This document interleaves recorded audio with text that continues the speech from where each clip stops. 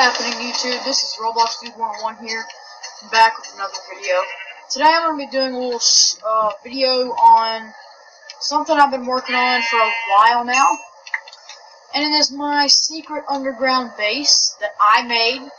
Now, you will have seen this lava secret entrance design before, but I will tell you this right now.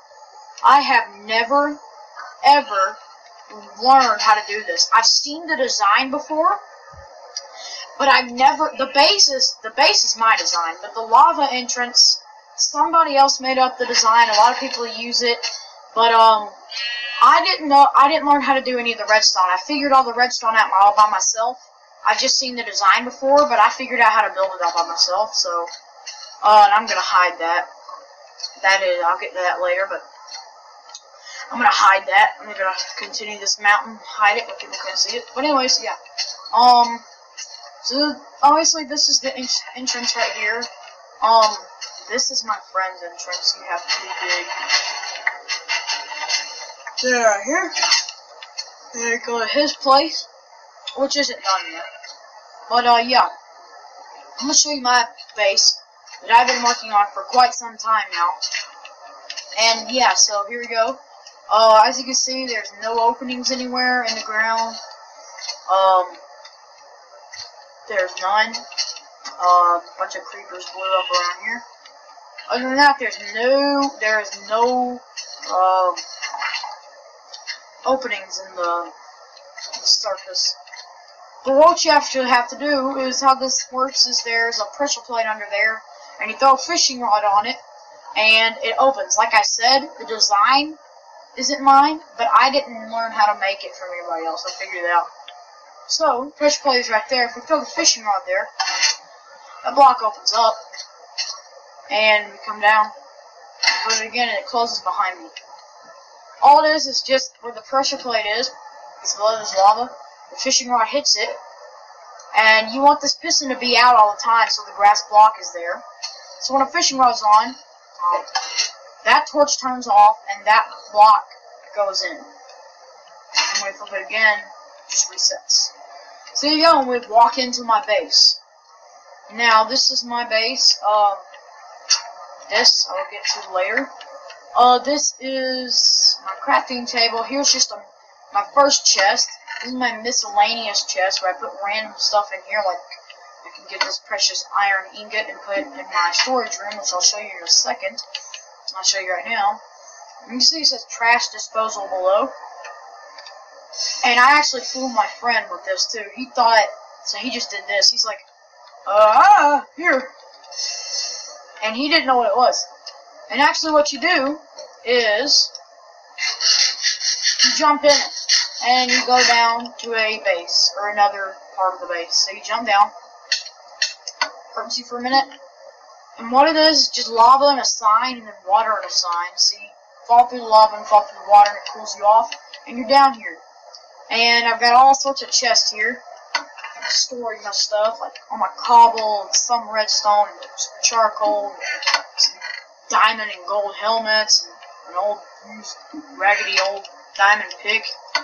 In here, we've got some more, like, enchanted books with projectile protection, which I found in a stronghold. A bunch of slime balls, which I found in the swamps at night. And I found these music discs also in a stronghold. Or no, that was in a mob spawner room in the cave. And some lapis and a saddle from one of the chests. And here, I've got 2 stacks of iron and a stack and 10 of gold. I found all of this freaking iron with, I found all this freaking iron in a cave. It wasn't even funny, it was so much iron. I've got 64 and 60. That's enough to keep me lasting with iron pickaxes for about a year. Oh, literally. So, yeah, that's a lot of iron right there. And I've got some old, raggedy, old used iron armor, and some redstone, and some gold, a stack and 10. Here's my mob loot. Mostly mob loot. You know, you got leather, spider eye, string, a lot of bones there, flint, all this kind of stuff. I also use that for potions. My bed, and I've got a lot of furnaces with coal in it that I smelt stuff with. So yeah, that's just that. And I'll show you that in a minute. That's actually a motion detector. My design too. At least I've never seen it before. This up. There we go. And the exit is this way. It's actually in my mine. This is my stairwell to my mine down there, which leads to a cave. There's no point in me showing you that. It's just a cave. But that's what it is. And so, yeah, that's that. And that's where I keep all my valuable resources down there. Pretty cool. And now I'm going to show you another secret room of mine. So we head up back here. This is towards the exit. We mine away this block. My pick's about to break. I'll just make another one with the 2 stacks of iron I got.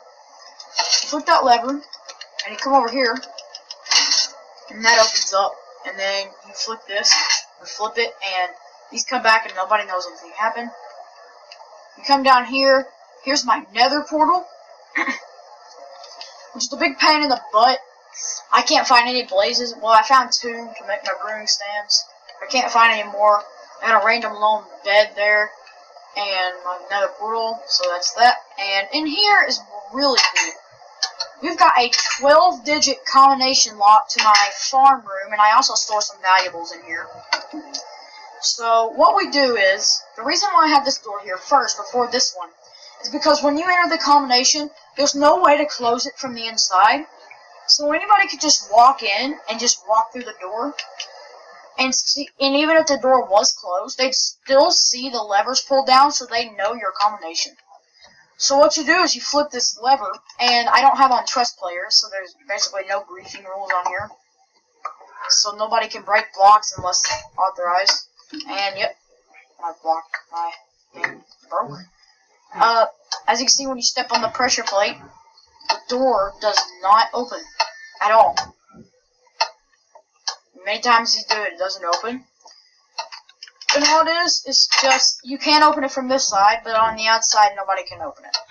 And all it is just a, oh, and I'm going to give credit to somebody else for this. Down here, Rails to Revolution showed me how to do this. You flip this lever, and the redstone repeater, I'm not going to destroy that, but redstone repeater goes into another repeater and puts bedrock in it, so it stops that from working. This is the only thing I had to learn how to make, and that was from Rails to Revolution. Thank you, Rails to Revolution, for showing me how to make that. So what I do is I come in here and I lock that door so no one can get in. And I can see you have 1, 2, 3, 4, 5, 6, 7, 8, 9, 10, 11, 12 levers. The door does not even, let's say you pulled all of them down. I'll explain how all the redstone works in a second. Let's say you flip them all down. It doesn't work. And let's say you put a lever by the door and you flick the lever, that was that wooden door, and you flick the lever by the door. You think that power it, right? Let's try it. It doesn't work. The reason why is because I put it here open and the torch there, so it prevents people from putting levers here and opening the door. So that's that, and I can't close it when it's open either. So, yeah. And I'm just going to enter my combination, so it's up, up, down, down, down, up, down, up, down, up, down, up. And the door opens, and this redstone is shown. I couldn't help it. I didn't feel like covering it up. Anyways, all this is, you know, if you're in Minecraft a lot, that redstone will not change state until there's no power to it, and then it will turn off and deactivate. The right levers have redstone torches on them with redstone on the top, so when the right ones are pulled down, all of the torches have to be off, and then it opens the door. The reason why is because when all the torches are off, there's no power, so it goes to the door. And I have an inverter here because if you didn't have the inverter, they would be able to open the door with levers. So you need to put that so that way you can put it open-wise, the open state. And so, if you flip the wrong levers, I'll show you. It doesn't work, it changes state. And the reason why is because there's no redstone torch on it. So when you turn it on, it's just gonna stay on. The torch here, when you flick the lever, redstone turns the torch off, because when that's on, this turns off. And it comes to the door, and it stays off. And when you flick the wrong levers with no torches, it just stays on. There's nothing to turn it off. So it turns the torch back on and closes the door. And if you flick all the right levers and one wrong one, it still wouldn't work because there's still power going to the redstone torch. So that's how the lock works. It's pretty darn simple. And this, my wheat farm. I'm not sure why that happened. And then here's my enchanting room. And, sorry, I'm looking at my dog. Here's my sugarcane farm. And my huge potato farm down through there, which I need to plow all these. And here is my carrots.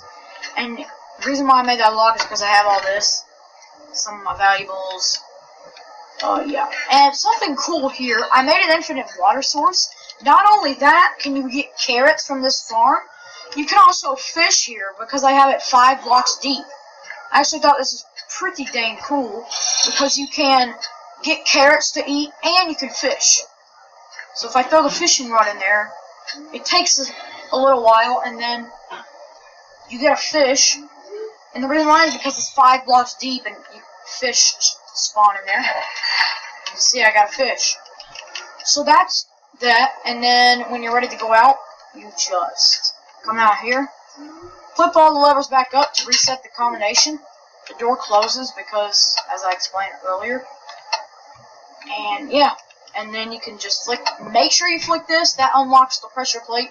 And then come out here and go back to normal.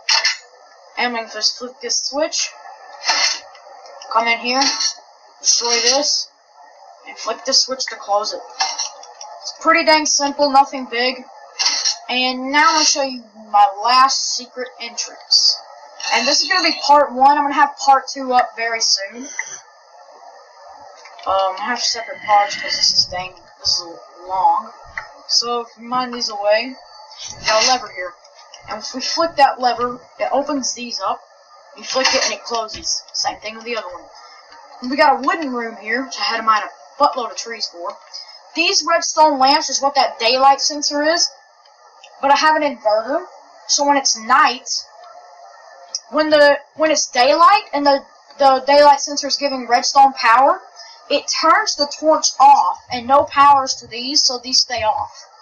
But when the daylight sensor has no power at all, the torch turns on because there's no power going to it to invert it, and it turns these on, letting me know that it's night outside. So I don't actually have to go up to the surface and get my butt handed to me by all of the zombies. Here's my swimming pool. What's a base without a pool? I mean, come on. It's just pathetic. Here, I got some glowstone, which is a big pain in the butt. I lost all my stuff. In here, it's just a fail room. I haven't done anything with it yet. Down here in my brewing room, got 2 brewing stands here. My potions. And down here, got my farm. We got a nice little fountain here. And here is my cow and sheep and pig farm. And the reason how I got grass here is I had to dig a path all the way down here so grass would spread from the surface to down here. That is how that works. I'm going to have part 2 up tomorrow showing you guys all of my traps that I made. That's it for part 1. Part 2 will be very short. It'll be like 3 minutes. Thank you guys for watching the video. If you enjoyed, please do give the video a thumbs up. It does help out a lot. Please subscribe to the channel to receive more Minecraft, Roblox, and Skylanders videos. And I'll see you guys next time. So, again, part 2 will be in the description. Thank you.